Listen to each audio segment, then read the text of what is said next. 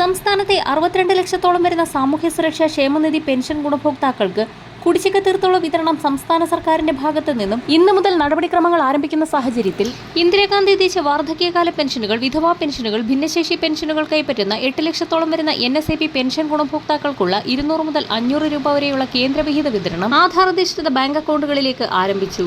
April മാസത്തിലെ pension വിഹിതത്തിൽ കുറവ് വന്നിട്ടുള്ള ഗുണഭോക്താക്കൾക്ക് തുക എത്തിച്ചേരും. മെയ് മാസത്തിൽ ധനവകുപ്പ് പ്രഖ്യാപിച്ചിട്ടുള്ളതുപോലെ തനത് മാസത്തിലെ പെൻഷൻ തുകയോടൊപ്പം ഒരു ഗഡു പെൻഷൻ കുടിശ്ശിക കൂടി ചേർത്ത് 2 ഘട്ടങ്ങളിലെ ഗുണഭോക്താക്കൾക്ക് അക്കൗണ്ടുകളിലേക്കും കൈകളിലേക്കും വിതരണം പൂർത്തിയാക്കും. കേന്ദ്രത്തിന്റെ ഭാഗത്തു നിന്ന് തുക അനുവദിച്ച സാഹചര്യത്തിലാണ് പെൻഷൻ ഗുണഭോക്താക്കൾക്ക് നേരത്തെ തുക എത്തിച്ചേരുന്നതിനുള്ള അവസരം ഒരുങ്ങിയിരിക്കുന്നത്. പെൻഷനും മറ്റ് ആനുകൂല്യങ്ങളും വിതരണം ചെയ്യുന്നതിലേക്കായി സഹകരണ ബാങ്കുകളുടെ കൺസോർഷ്യം അടക്കം രൂപീകരിച്ച് തുക സമാഹരിക്കൽ നടപടികൾ ആരംഭിച്ചു. ശമ്പളവും പെൻഷനും വിതരണം ചെയ്യുന്നതിലേക്കായി 2000 കോടി രൂപ വായ്പ എടുത്തതിന് പിന്നാലെയാണ് ക്ഷേമ പെൻഷനും മറ്റ് ആനുകൂല്യങ്ങളും വിതരണം ചെയ്യുന്നതിലേക്കായി 1000 കോടി രൂപയുടെ വായ്പാനുമതി സംസ്ഥാനം തേടിയത്.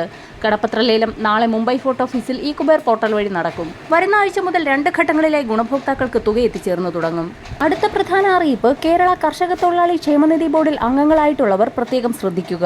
2020 മുൻപായി ക്ഷേമനിധി ബോർഡിൽ അംഗത്വമെടുത്തിട്ടുള്ളവർ, വിവിധ ആനുകൂല്യങ്ങൾക്കായി അപേക്ഷ വെച്ചിട്ടുള്ളവർ ഇതിന്റെ പുതുക്കൽ നടപടികൾ നടത്തേണ്ടതാണ്.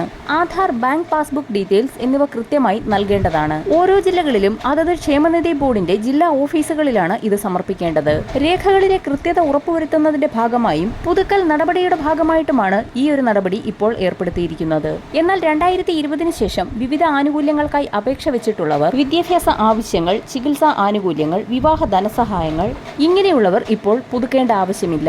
2020 വർഷത്തിന് മുൻപേ കർഷക തൊഴിലാളി ക്ഷേമനിധി ബോർഡിൽ അംഗത്വമെടുത്തവർക്കാണ് ഇപ്പോൾ അറിയിപ്പെത്തിയിരിക്കുന്നത്. ഇതോടൊപ്പം തന്നെ ജനന സർട്ടിഫിക്കറ്റുകൾ നൽകാത്തവർ അത്തരം രേഖകൾ, ഇതോടൊപ്പം തന്നെ SSLC ബുക്കിന്റെ പകർപ്പോ ഇതോടൊപ്പമുള്ള രേഖകളോ സമർപ്പിക്കേണ്ടതാണ്. ക്ഷേമനിധി ബോർഡിൽ നിന്ന് ലഭിക്കുന്ന പാസ്ബുക്കിൽ ഗുണഭോക്താവിന്റെ ഫോട്ടോ ഉൾപ്പെടെയുള്ള കാര്യങ്ങൾ പതിപ്പിക്കണമെന്നുള്ള അറിയിപ്പുകൾ കൂടി ഇപ്പോൾ എത്തിയിരിക്കുകയാണ്. വരും ദിവസങ്ങളിലെ സർക്കാർ അറിയിപ്പുകൾക്കായി ചാനൽ സബ്സ്ക്രൈബ് ചെയ്യാൻ മറക്കാതിരിക്കുക.